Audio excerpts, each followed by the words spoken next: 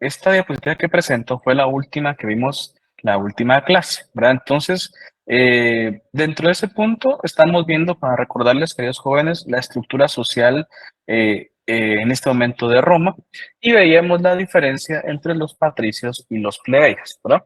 Voy a continuar el contenido. Solo les hago un recordatorio a los que estuvieron conmigo en ciencia política el semestre pasado. Hoy es el examen, el primer examen de recuperación. Entonces, les recuerdo en ese sentido y en virtud de tal examen, queridos jóvenes, voy a terminar un poco más temprano la clase hoy porque debo estar pues con sus compañeros en la recuperación de ciencia política, ¿verdad? Igual los que estuvieron conmigo en Introducción al Derecho 1, la recuperación es el día viernes, no lo vayan a olvidar. Todas las recuperaciones de la jornada nocturna se realizan a las 20 horas, ¿no? Entonces, los que estuvieron todavía conmigo en ciencia política y tienen que recuperar, les recuerdo el día de hoy el examen. Bueno, dentro de la estructura social, ¿verdad? No es precisamente que estuvieran dentro de la misma, sino que también por formar parte de la civilización romana, se contemplan en este caso a dos elementos básicos que no propiamente creaban un grado, sino simple y sencillamente formaban parte de la misma. En ese sentido, tenemos nosotros, queridos jóvenes, a los esclavos y a los peregrinos. Como les dije la última vez, los esclavos, vamos a analizar un punto importante para que me comprendan. Con sus compañeros en las secciones que doy introducción al derecho 2, comenzamos a analizar el tema de persona, ¿no? Y les comentaba que para iniciar este tema tenemos que comprender que todos los seres humanos son reconocidos como personas, pero depende de en qué momento se les reconoce la personalidad, ¿no? En este momento actual, todos somos personas, todos en este caso los seres humanos son reconocidos bajo un Estado de Derecho y bajo ese conjunto de normas jurídicas como personas. Todos en este caso somos entes sujetos de derechos y de obligaciones, ¿verdad? Eso no sucedía en la antigüedad. Por ejemplo, los romanos. Los romanos tenían, en primer lugar, dos tipos de normas jurídicas. Unas que se aplicaban a los ciudadanos romanos como tal, tanto patricios como plebeyos, y otras que se aplicaban específicamente a los ciudadanos libres que no, perdón, a las personas libres que no eran ciudadanos romanos, que era el jus gentium.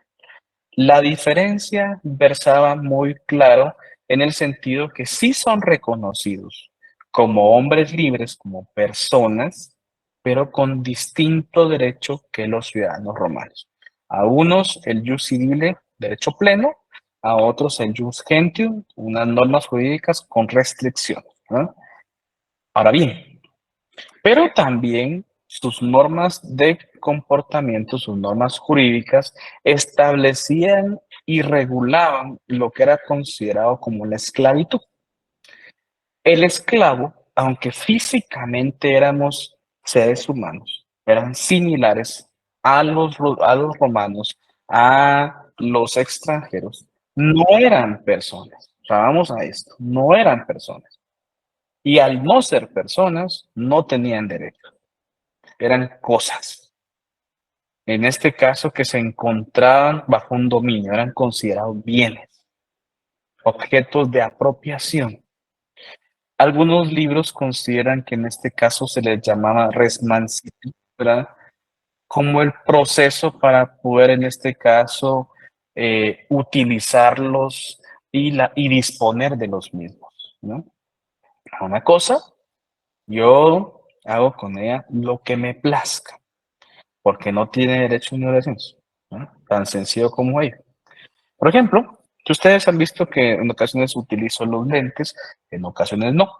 No tengo problemas de visión, soy bien sincero. Los lentes, en este caso, me los recetaron en virtud de la pantalla del computador. porque pues a fin de cuentas tanta utilización de estas pantallas ya dañó en gran medida no mi visión, sino que más que todo el cansancio que la luz en este caso genera.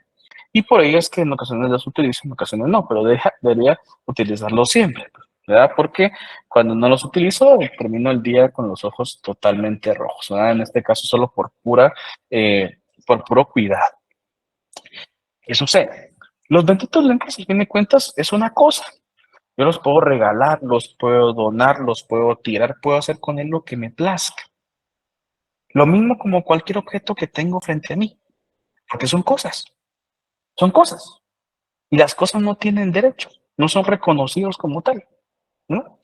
Ahora bien, eso eran los esclavos, ¿no? No estaban precisamente dentro de una estructura social, pero integraban la civilización romana. Se integraban como propiedad de las personas, ¿no? Muy distinto fue, por ejemplo, hablar del tema de los mercaderes, de los peregrinos, que era en este caso personas libres, si eran reconocidas como personas, pero que se encontraban de tránsito o de negocio en todo el territorio romano, ¿verdad? Es entendido que la diferencia versa sobre ese reconocimiento que una norma jurídica le da para tener derechos u obligaciones, ¿no? Esa era la diferencia que versaba, ¿no? Les decía a sus compañeros, por ejemplo, ahora en Introducción al Derecho 2, vamos a analizar y establecer propiamente el tema de una persona individual. Es que personas en la actualidad, personas individuales y personas jurídicas o bien llamadas colectivas, pues, ¿verdad? No es lo mismo, por ejemplo, hablar de persona individual como nosotros, ¿verdad? Los seres humanos, como una persona jurídica, ¿verdad? Personas jurídicas, el tronco común es la persona jurídica y hay dos vertientes, las que tienen ánimo de lucro y las que no tienen ánimo de lucro. Las que tienen ánimo de lucro son en este caso las personas jurídicas civiles. Las que no tienen ánimo de lucro. Los que tienen ánimo de lucro son las mercantiles. Las que no tienen ánimo de lucro, entiéndase, asociaciones, fundaciones, iglesias, ONGs, por ejemplo, ¿no? Las que tienen ánimo de lucro, todos los que regulan el Código de Comercio, pues sociedad colectiva, sociedad en comandita simple, comandita por acciones, sociedad anónima, sociedad de responsabilidad limitada y modernamente hasta la sociedad de emprendimiento, ¿verdad?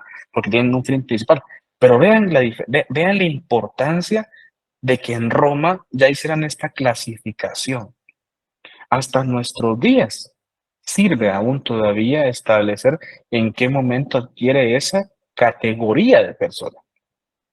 Bajo la persona individual, por ejemplo, ¿verdad? Hay teorías de la concepción, del nacimiento, de la viabilidad, la ecléctica. Para la persona jurídica, por ejemplo, recordemos que es un reconocimiento del Estado. En este caso, personalidad jurídica. Es un documento que reconoce y da la vida a la persona jurídica. Entonces, ven, como les digo e insisto, los esclavos, a pesar de que eran seres humanos, no eran personas. Tal vez a veces nos cuesta entender ello, ¿verdad? Y me van a decir ustedes, no tenían derechos de obligaciones. Sí, es cierto, no tienen ni derechos ni obligaciones, pero sí tenían obligaciones, ¿verdad? Los amos hacían con ellos lo que les plazca. Les decía a sus compañeros, es más, hasta las reses, ¿verdad? Tenían más valor que un esclavo porque tenían más capacidad de trabajo, pues, más capacidad de carga. La verdad que encontrarse como un esclavo ante un ordenamiento jurídico que no le reconoce derechos y obligaciones, realmente simple y sencillamente, de ahí decía yo, y si ustedes recuerdan lo que estuvieron conmigo cuando estábamos viendo Introducción al Derecho 1, el nacimiento del Estado, les decía yo, por ejemplo, cuando veíamos la etapa idealista, la etapa idealismo cristiano, partía de la idea básica de esa necesidad que el esclavo tenía de cambiar su vida, de cambiar su realidad, ¿verdad? O sea, ¿qué es lo que ustedes en este caso, si fueran esclavos, anhelarían? Un salvador, que alguien les cambie su realidad. De ahí surge la idea del cristianismo, pues, la idea de Jesucristo. del Salvador. La diferencia es que en este caso, pues, insisto, bajo ese criterio dogmático, va a ejercer su criterio idealista, surge la idea de que la esperanza no está en este mundo, sino está posterior al mismo, ¿verdad? Pero, como les digo, eh, imagínense ustedes ser esclavos sin tener, ahorita le doy la palabra, perdón, no sé quién levanta la mano, disculpe, sin tener derechos, sin tener en este caso, estar sometido a un poder de dominación, ¿no? Y que la vida de sus descendientes no vaya a cambiar, porque el que era esclavo, sus hijos eran esclavos, ¿no? No cambiaba la calidad. Los romanos entendían que el esclavo era un animal. Entonces, los hijos de los animales, en este caso, tenían la misma calidad, ¿no?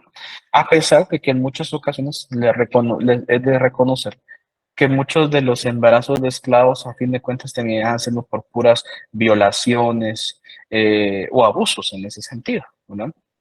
Entonces, vamos a esto.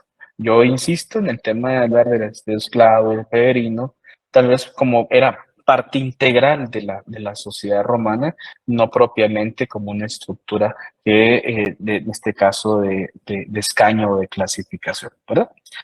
No sé quién había levantado la mano, perdón, no vi el nombre, disculpen. Si la puede levantar nuevamente, con todo gusto. Le doy el tiempo en este momento. Gracias, Luis. Bienvenido nuevamente. Muy buenas noches. ¿Qué tal? Buenas noches, Lick. Mi duda en relación a este tema, Lick, es cómo hacían o qué debían hacer los esclavos, ¿verdad? Entendiendo de que ellos no eran libres, cómo ellos recuperaban su libertad dentro del pueblo romano. Esa era Gracias. mi duda. En realidad habían varios elementos, el mismo derecho contemplaba cómo podía, primero reconocerse ser persona, ¿no? Podía ser en este caso, testamentario. Por ejemplo, el dueño, ¿verdad? El esclavista podía dejar en un testamento a su muerte la libertad de su esclavo. Si eso sucedía, el esclavo inmediatamente al obtener la libertad, obtenía en este caso eh, el reconocimiento como persona, porque el mismo dueño le estaba reconociendo un derecho, ¿verdad? El derecho a la libertad. Es más, no integraban la civilización romana como tal, la estructura social, sino pasaban a formar parte de una estructura de los libertini, ¿verdad? Esclavos liberados. Otra opción, ¿verdad? Que era, en este caso, bueno, recordemos que prácticamente ahí esa limitante se tenía de que posiblemente se adquiría la libertad hasta una edad muy avanzada, y sucedía ello. La ventaja es que sus descendientes ya no iban a tener esa clasificación de cosas, sino eran llamados en ese sentido personas liberadas, ¿verdad? Ya tenían un derecho. Otra opción, pero es que en este caso no todos, algunas películas lo han tomado como parte de su narrativa de los famosos gladiadores, ¿no? Cuando había demasiada gloria eh, en las distintas batallas y lograba el reconocimiento del César o del mismo dueño de los gladiadores, se le entregaba como un símbolo de libertad. Por ejemplo, en la película de Gladiador, si ustedes recordarán, el dueño de los gladiadores lo que tenía como símbolo de su libertad era una espada de madera, ¿verdad? Les podían dar realmente cualquier objeto. Eh, si, por ejemplo, el dueño les entregaba ¿cómo se llama esto? No es vasija, no es vasija, no acuerdo el nombre ahorita en este momento, pero es como un tipo vasija. Les entregaba esta posesión del esclavista al esclavo, era una forma de significado, de mecanismo al momento de que ya entregándole una propiedad, él ya no era propiedad, porque ya era propietario de algo. Entonces podía en ese momento, o sea, o desde ese momento adquirir ya esa actitud de persona liberada, ¿verdad? Entonces, hubieron algunos ejemplos como este, los cuales podían recuperarse, podría decir, la libertad. Otra es, por ejemplo, si lograba en este caso escapar de su esclavista, eh, eso sí, o sea, si podía lograr salir del Imperio Romano, perdón, del territorio romano, pues recuperaba su libertad. Recordemos que muchos de los esclavos eran personas libres, eran pueblos libres que después de una guerra, de una campaña militar, habían sido esclavizados. Entonces, pues era, a fin de cuentas, muchos de los esclavos también eran personas nobles, pues, pero que habían perdido la guerra frente al Imperio Romano y terminaban esclavizados. Entonces, en muchas ocasiones eso sucede. Por ejemplo, es de decir, miren, por ejemplo, los esclavos tenían dentro de los conflictos más importantes que nos dice la historia de la ciudad romana, está, por ejemplo, el conflicto que tenían con los que ellos llamaban los bárbaros. Pero ustedes no van a creer que eran esa gente sin cultura, gente que no tenía clase, no. O sea, lo que sucedía es que como los romanos tenían su cultura era totalmente patriarcal, ¿verdad? O sea, descendían de un principal. Y los pueblos cercanos a Roma o contiguos a Roma, en muchas ocasiones no había ese respeto, ¿verdad? No había ese respeto, no seguían los mismos ritos religiosos, no seguían los mismos ritos culturales. Entonces ellos, como eran distintos a ellos, los romanos, o sea, esos otros pueblos eran distintos a los romanos, ellos los llamaban los bárbaros, pero no es que realmente no tuvieran cultura, pues, ¿no? Es más, la decadencia de Roma parte mucho de la invasión que tienen los pueblos contiguos a Roma como tal, ¿verdad? Gracias por tu pregunta, Luis. ¿Alguien más Gracias, Lick. para servirle? ¿Está muy bien? Una Súper. aclaración, muchas gracias. No, no tengo pena para servirle. Como decía su compañero en la clase pasada, no hay ni pregunta pequeña ni pregunta grande. Para eso estoy, para apoyarles. Tampoco lo sé todo, soy bien sincero, o sea, tampoco es decirles que me lo sé todo, pero al menos lo que he podido leer en mi tiempo que llevo dando la clase, pues les puedo apoyar, ¿verdad? Con todo gusto. No hay pregunta tonta aquí. Tienen una duda, con todo gusto les puedo apoyar. Para eso estoy, ¿ya? Bueno, continuamos. Vean, en ese sentido, Abraham, bienvenido, gusto saludar. Buenas noches, Lick. Eh, Solo mi pregunta es, ¿algún término o palabra corta con la que se pueda determinar la libertad de los esclavos? Es que término como tal, hay como 7, pero o sea, más que todo, si lo traducimos en nuestro idioma español, los libertos. O sea, los esclavos Ah, ok. liberados serían los libertos, ajá, los libertos, Ah, ok. Gracias, licenciado. para servir. Bueno, vean, vamos ahora a ir viendo cada una de las magistraturas y viendo los comicios. Insisto, en el tema de los comicios, como se los he mencionado, ¿verdad? Como se los he mencionado en gran medida, eh, venían siendo reuniones de la población romana para tomar decisiones. O sea, pero también en ese sentido hay que ir hablando de estos tres que fueron muy importantes. Pero antes de llegar a ellos, vamos a ir viendo cada una de las magistraturas que se fueron desarrollando. Entiéndase, quiero hacer una aclaración acá, porque si ustedes se ponen a leer otros libros de derecho romano, hay muchos autores, hay autores que se han tomado el tiempo de analizar todas las magistraturas que hubieron en Roma, ¿verdad? Aquí únicamente vamos a ver las más importantes, no vamos a ver, no terminaríamos ni para el primer parcial de ver todas, ¿verdad? Y tampoco en este caso muchas de ellas ya han desaparecido, ya no tienen ni importancia, ya el ciudadano romano en este caso se dio como antecedente para nuestro derecho. Entonces, aquí vamos a ver las que están mencionadas en esta diapositiva. Soy bien sincero, hay alrededor de unas 150 distintas magistraturas en todo el tiempo que se desarrolló la civilización romana, ¿verdad? Pero las más importantes son las que vamos a ir viendo en este momento, que conllevan o llevaron a colocarles nombres a cada una de ellas, ¿verdad? Bueno, vamos a comenzar con la clasificación en el tema del magistrado. ¿Qué es un magistrado? ¿No? Como lo platicábamos la última clase, al fin de cuentas eran individuos, eran personas electas para ejercer durante un periodo fijo, ¿no? Cuando hablamos asambleas, recordemos que lo que pasa es que aquí vamos a ir entendiendo que pueden ser una designación del Senado o pueden ser electos en los comicios, ¿verdad? Por ejemplo, la comitia tributa que elegía al tribuno de la plebe. Ahí era una asamblea de los plebeyos, por ejemplo, ¿no? Pero es para que me vayan comprendiendo. O sea, puede ser por el Senado o puede ser por los comicios, ¿no? ¿Cómo se clasificaba en este caso los magistrados? Había magistrados patricios.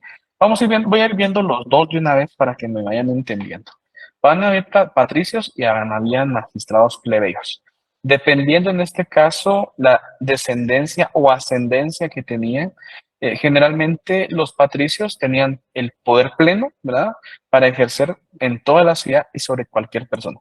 Recordemos que un patricio tenía esa calidad de poder reconocer su ascendencia con los primeros pater integrantes de Roma.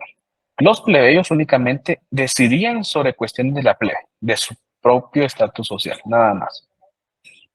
Habían ordinarias y extraordinarias, ¿no? Es decir, que se encontraban en todo momento y otras que solo surgían por circunstancias excepcionales. A ver, analicemos, queridos jóvenes, ¿no? Y alguien que quiera tomar la palabra de los 88 que tengo ahí presentes, bueno, 87 conmigo, 88, que en este caso, por ejemplo, analicemos nuestra realidad guatemalteca y me puedan indicar, por ejemplo, un órgano ordinario y un órgano temporal. Una pregunta fácil, pensaría yo, ¿no? El órgano judicial. A ver, permítame, se lo voy a hacer una que permítame un momentito.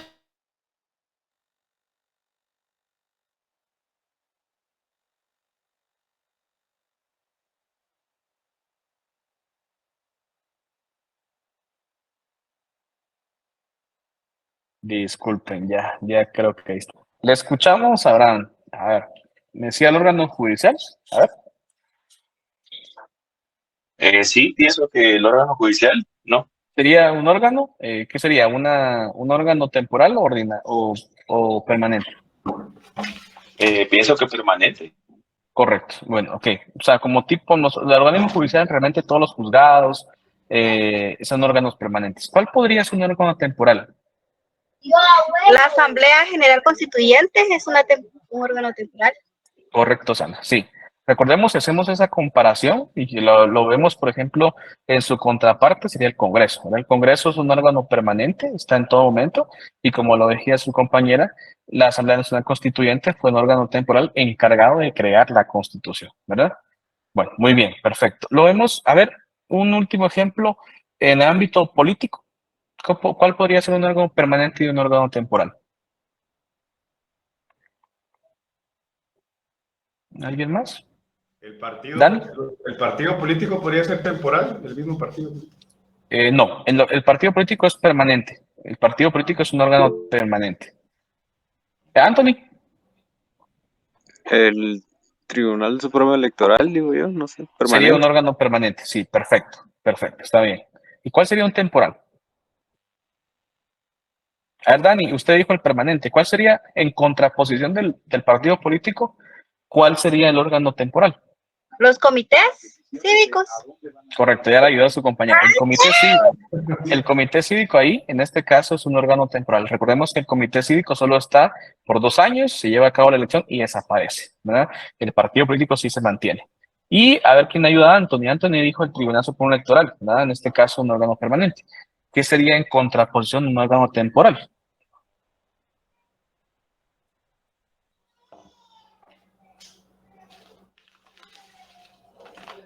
A ver, compañeros, ¿alguien?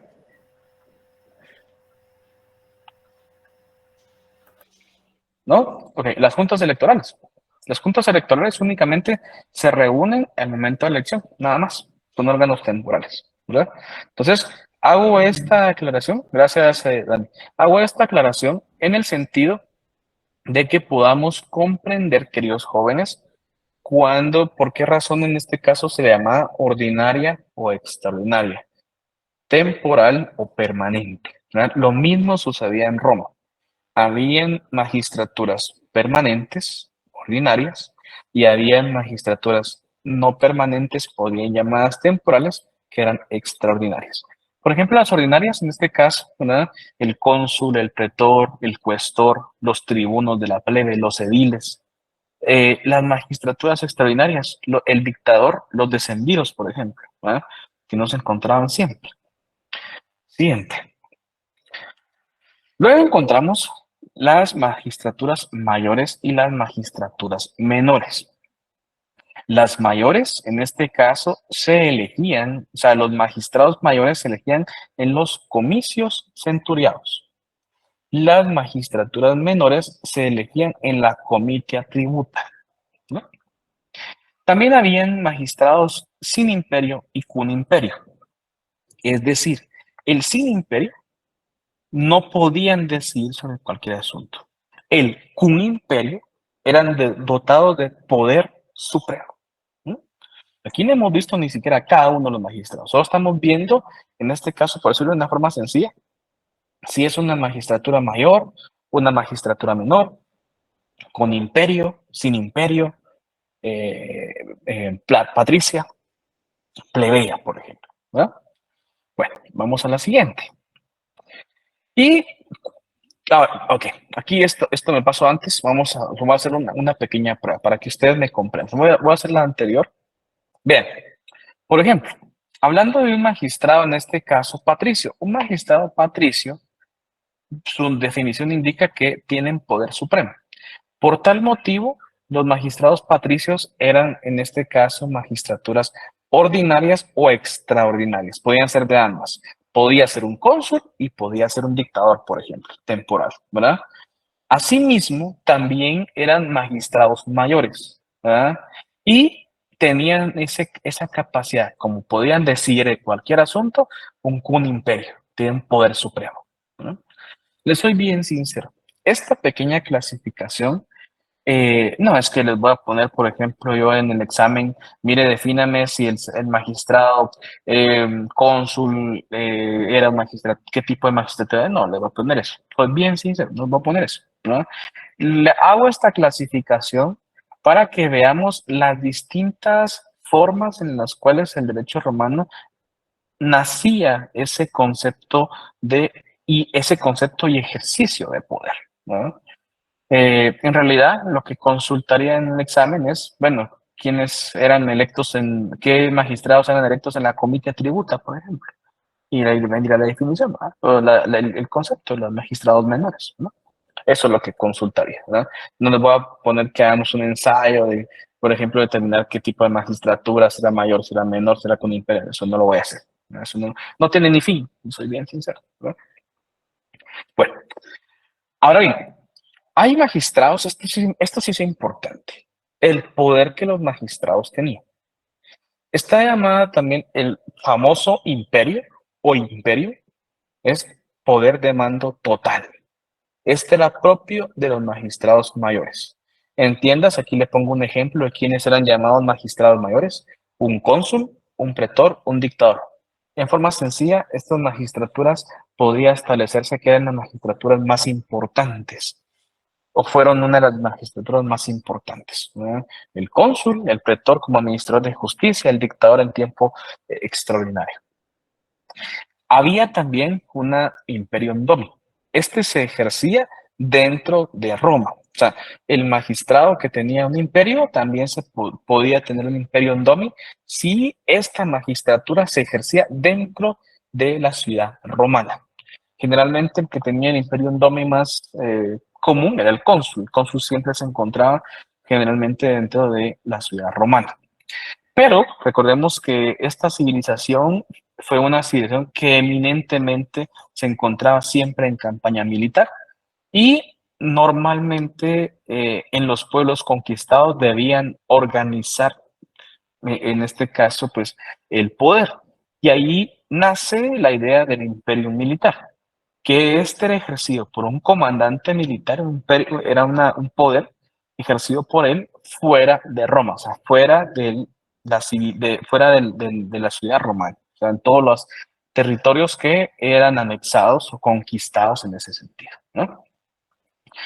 También hay ocasiones en las cuales, por ejemplo, hay magistraturas que estaban desprovistas de imperium. Una de ellas fue el censor. Y entonces lo que se le daba a este magistrado era una potestad. Por decirlo de una forma sencilla, una potestad, ¿verdad? O sea, la capacidad de poder cuando no tenía el imperio como tal, ¿verdad? El censor es un ejemplo muy claro de ello. Y para que vayamos comprendiendo, vamos a ir viendo ahora cuáles eran en este caso, donde si no eran electos por medio del Senado, también en qué parte de organización, cómo los comicios eran electos. Aquí tenemos los tres. Los centuriados. Todas, insisto, para no perdernos, todas eran reuniones del Imperio Romano. Todas, ¿verdad? Decir, de personas, en este caso, dentro del Imperio Romano, para elegir distintas, o para decir sobre distintas cuestiones. Los comicios centuriados eran reuniones en las cuales el ejército determinaba el encuadramiento de los ciudadanos por razón de posición económica, y en este caso también tenían competencias políticas y electorales, pero políticas y electorales generalmente solo con relación al aspecto militar, ¿verdad? Entonces, los comicios centuriados prácticamente eran las cuales se encuadraba a los ciudadanos romanos en el ejército romano, ¿verdad?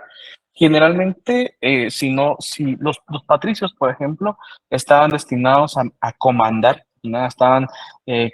Tenían la capacidad no solo económica, política y jurídica, sino de comandar.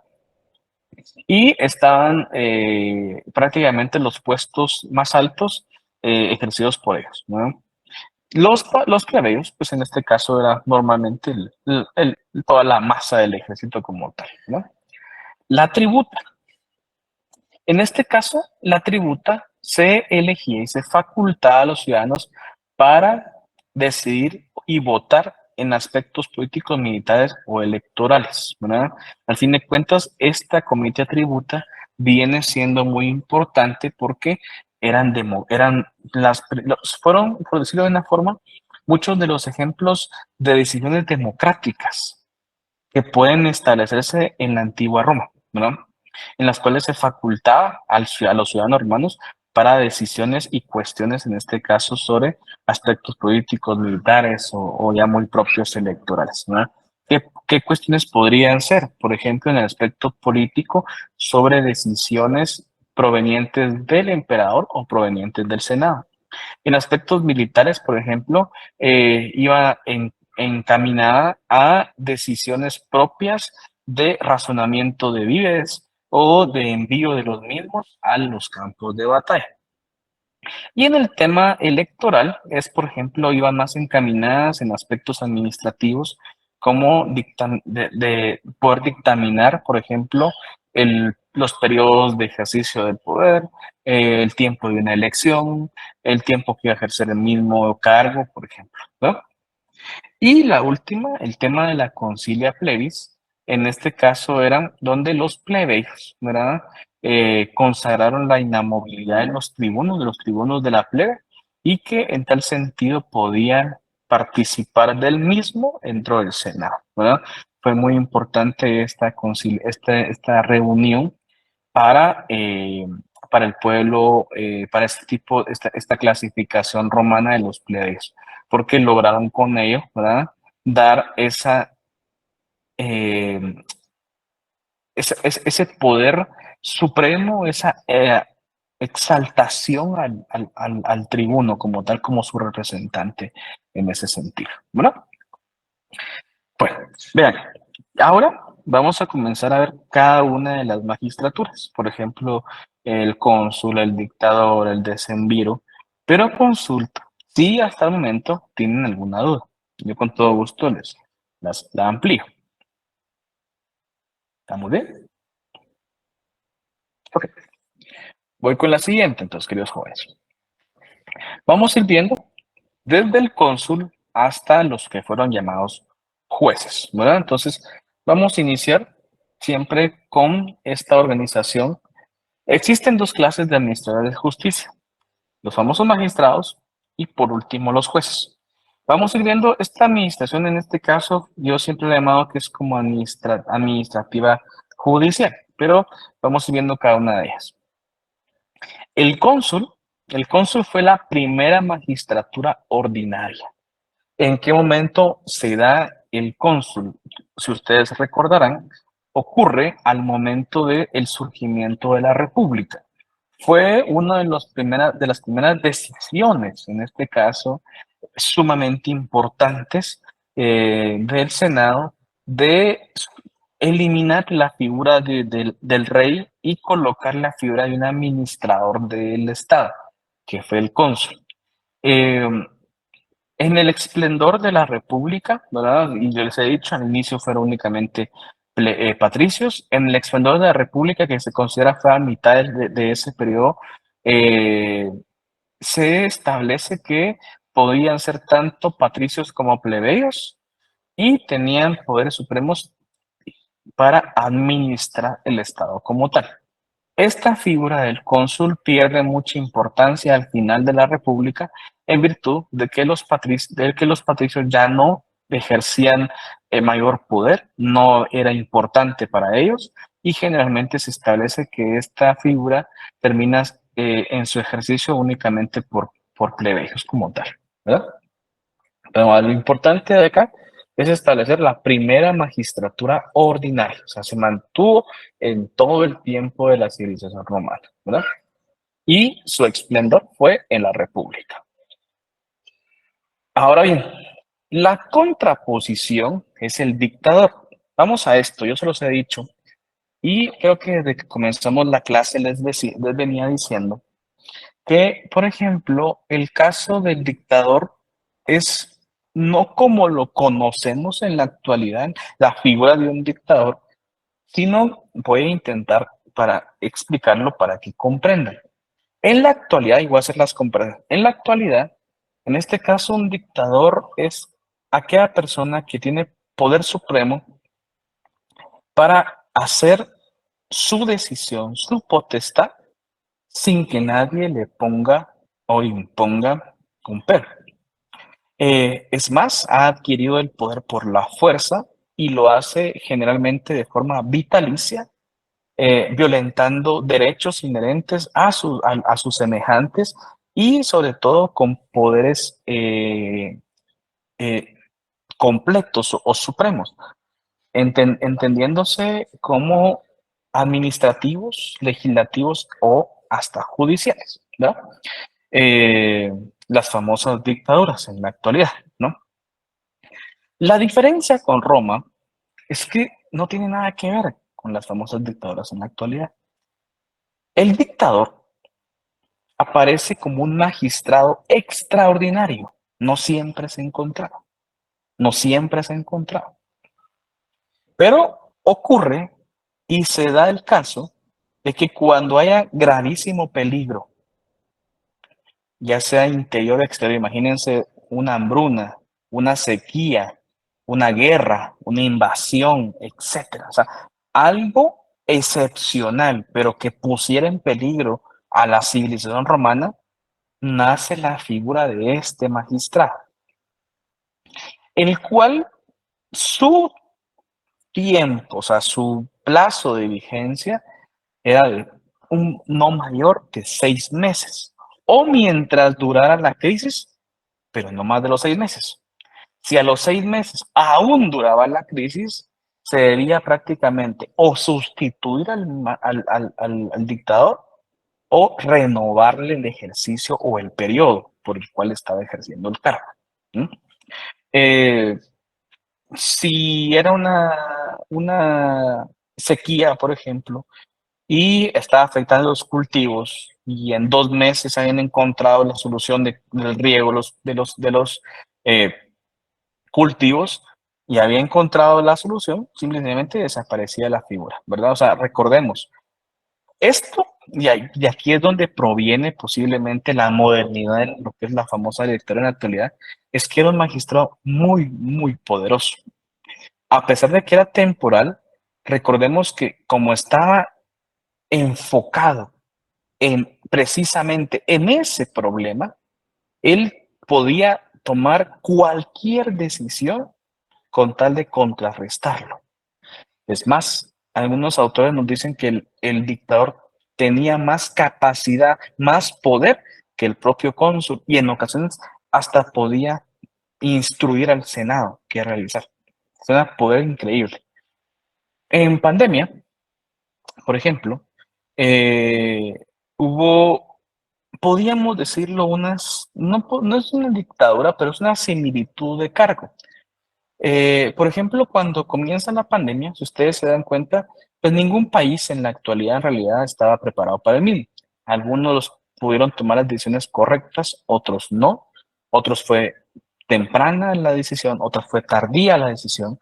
Y todo tarde o temprano afectó de una u otra forma la vida de los ciudadanos. Bueno, en Guatemala, por ejemplo, ya cuando se veía la cosa que estaba ya prácticamente muy difícil, crean la famosa COPRECOVID, ¿no? Si ustedes no lo olviden. Y ahí, por ejemplo, venía el encargado de la COPRECOVID, que si no me equivoco, el apellido del doctor Asturias, el apellido creo, y pues él se encargó de mantener la crisis por un tiempo determinado, ¿no? Generalmente la decisión, no, creo que no logró tener ese impacto tal, ¿verdad? Porque pues la limitaron las decisiones, le limitaron el poder que tenía para poder tomar las decisiones más coherentes, ¿no? Y se limitó únicamente a ciertas decisiones que de una u otra forma pues apoyaron, no idealmente como se hubiera buscado, pero pues al fin de cuentas fue ese momento. Vamos a esto. Estamos en un momento de crisis y se nombra a una persona encargada de responder a esa crisis, ¿no? En Roma, este dictador hubiera tenido el poder pleno para tomar la decisión más coherente e importante que él considerara, ¿no? Por eso es que en ese sentido tenía las potestades para decidir y hacer lo que le plazca, siempre y cuando enfocado en combatir ese grave peligro, ¿no? Ese grave peligro. Y habían características muy importantes. Vean, era única, no habían dos dictadores, era uno solo, no podían haber dos, tres, cuatro, era un solo dictador. Si se terminaba el plazo, pues se le renovaba en el poder o se cambiaba. Máximo 6 meses, ¿verdad? O al finalizar la crisis, entiendes, si era finalizar en un mes, ahí se acaba su periodo. Y esto, como digo, tenían un imperio sobre todos los magistrados, incluso sobre el cónsul. Y algunos autores nos dicen que tenían la capacidad de ordenar, ¿verdad? O sugerir al Senado, que es una de las capacidades o de los poderes que posiblemente eran los más importantes. Y otro elemento sumamente interesante, una protección jurídica preferente, ¿no? A ver, vean jóvenes y analicemos. Yo siempre intento integrarles a ustedes para que participen. En la actualidad, y de ahí vean los elementos importantes. En la actualidad, este es un elemento fundamental de muchos cargos públicos, una protección jurídica preferente. Analicemos y alguien tal vez tenga la respuesta. Ya, lo dijo Fernando. Perfecto. Ya, ahí les ganó Fernando Méndez. Muchas gracias, Fernando, ahí en el chat. El famoso antejuicio. ¿Sí? Perfecto. ¿Qué sucede? Como diría, miren, a veces tan, en nuestro país a veces de verdad tenemos que analizarlo de todos los elementos, ¿verdad? Recordemos que el antejuicio no es a la persona, ¿verdad? Es al cargo. Y quien se encuentre en el cargo de forma temporal o permanente tiene el derecho, ¿no? Tiene el derecho.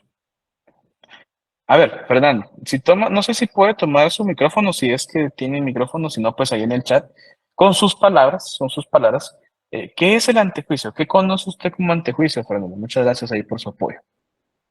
No tenga pena, le estaba fallando. Bueno, alguien que quiera tomar la palabra, que con sus palabras me pueda explicar qué es el antejuicio.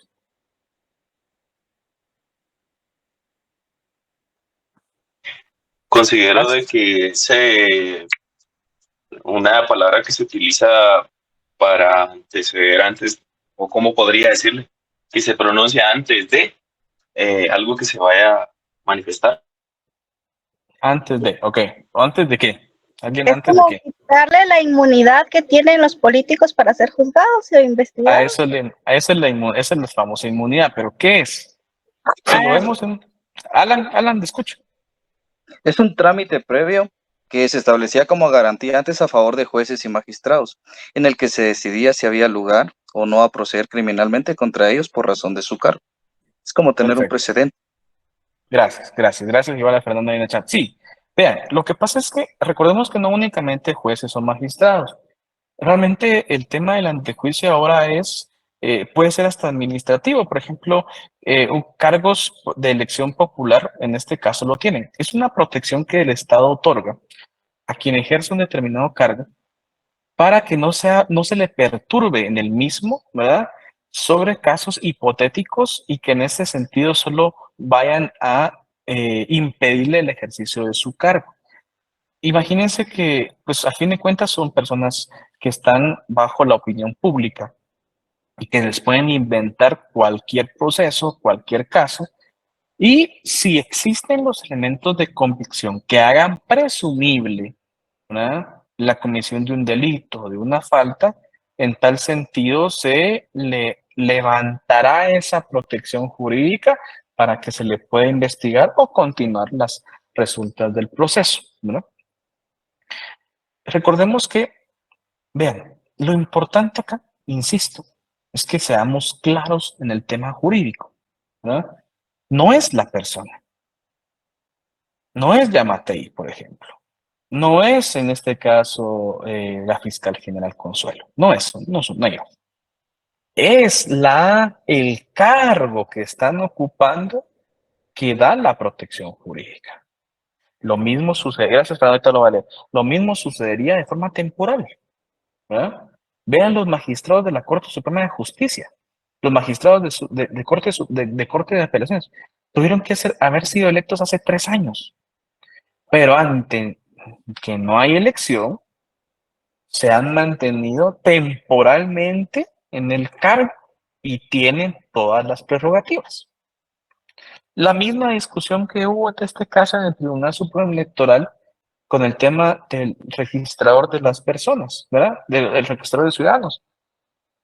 Él se encontraba temporalmente fuera del cargo, una resolución del Tribunal Supremo Electoral, la subregistradora adquiere el cargo, ¿verdad?, y por tal motivo las mismas prerrogativas que tenía. No es la persona, es el cargo, ¿no? Entonces, esta protección jurídica preferente, solo voy a leer a Fernando, perdón,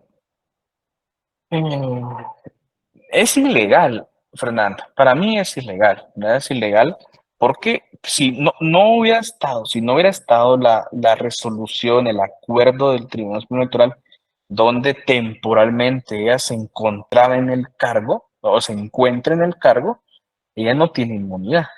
Pero al estar esa resolución, ella se encuentra en el cargo de forma interina, tiene inmunidad, ¿no? Tiene inmunidad, a fin de cuentas, ¿no? Bueno, como les decía, esta protección jurídica preferente no la tenía ningún otro magistrado. Lo interesante de este dictador es que fue el único cargo temporal y permanente al cual le ponen esta protección para que no se le perturbe en su ejercicio porque al fin de cuentas era un caso gravísimo de peligro del Estado romano. Y si le estaba perturbando a cada rato, simple y sencillamente no iba a cumplir su labor, ¿no? Lo único, insisto en este punto, es que lamentablemente en nuestra época actual se ha desvirtuado el tema del famoso antejuicio, ¿verdad? Sin ir tan lejos. Al fin de cuentas, esa protección jurídica que el Estado otorga por el cargo que ocupa en muchas ocasiones ha hecho que haya muchas figuras políticas que hayan tomado impunidad, ¿verdad? Que hayan tomado impunidad. Es más, por ejemplo, sin ir tan lejos, ¿verdad? No hablemos, miren, yo les digo el tema general, ¿verdad? En este tema general, por ejemplo, de cargos públicos a los cuales tienen este derecho ante juicio y no se les ha podido seguir la investigación por este proceso cuando existen elementos de convicción que han presumible la comisión de un delito, de una falta, ¿verdad?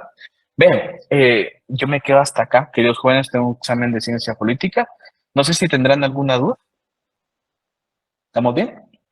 Bueno, Sí, gracias licenciado, igualmente. antes Sí, de Alan, terminar, solo para aclarar, entonces, un dictador solo podría ser un magistrado patricio, ¿verdad? Porque, Gracias. En ese momento, cuando es creada la figura, sí. Cuando es creada la figura, sí, porque es en este caso una magistratura mayor, ¿verdad? porque Ahora dice que bien, tiene imperio. Ajá.